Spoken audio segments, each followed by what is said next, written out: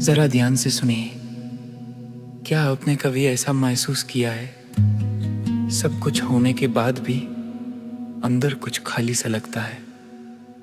लोग कहते हैं मेरा जीवन खाली है, लेकिन बुद्ध कहते हैं अगर तुम्हें खालीपन दिख रहा है तो पहली बार तुम सच के करीब हो।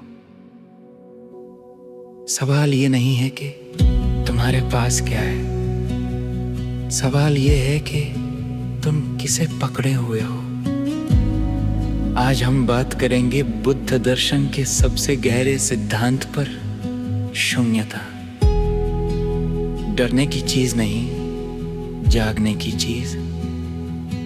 जब हम शून्यता शब्द सुनते हैं तो हमें लगता है कुछ नहीं, खाली, अंधकार। लेकिन बुद्ध का शून्य नकारात्मक नहीं है। शून्यता का मतलब है चीजों को वैसा देखना जैसा वे सच में हैं, ना कि जैसा हम चाहते हैं।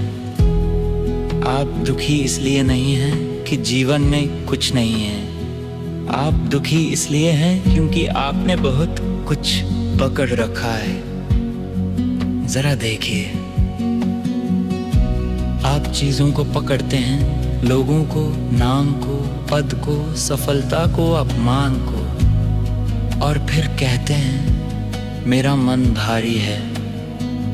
अगर आपके हाथ में पत्थर हों तो आप फूल कैसे उठाएंगे? शून्यता का मतलब है हाथ खाली करना। बुद्ध बहुत भरे हुए हो गलत चीजों से। मान लीजिए आपके पास एक कप है। अगर कप गंदे पानी से भरा है तो आप उसमें मीठा पानी नहीं डाल सकते, पहले खाली करना पड़ेगा। शून्यता कोई लक्ष्य नहीं है, शून्यता एक तैयारी है। जब मन खाली होता है तभी जीवन उसमें कुछ सुंदर भर सकता है। लेकिन हम क्या करते हैं?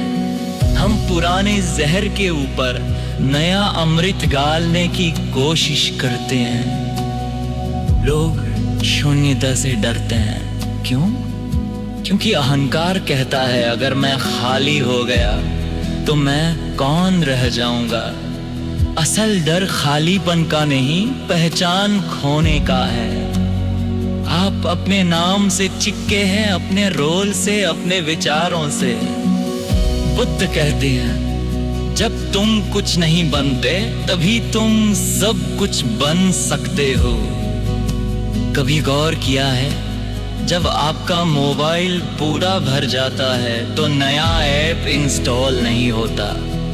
मन भी ऐसा ही है। अगर मन बिलीफ्स, डर, गुस्सा, कंपैरिजन से भरा है तो शांति इंस्टॉल नहीं होगी। शून्यता मतलब मन की मेमोरी साफ करना। इसलिए ध्यान में सबसे पहले सिखाया जाता है छोड़ना। कुछ लोग सोचते हैं शून्यता मतलब दुनिया छोड़ देना। नहीं, बुद्ध जंगल नहीं भागे, बुद्ध जागे। शून्यता मतलब दुनिया में रहकर उससे चिपकना नहीं।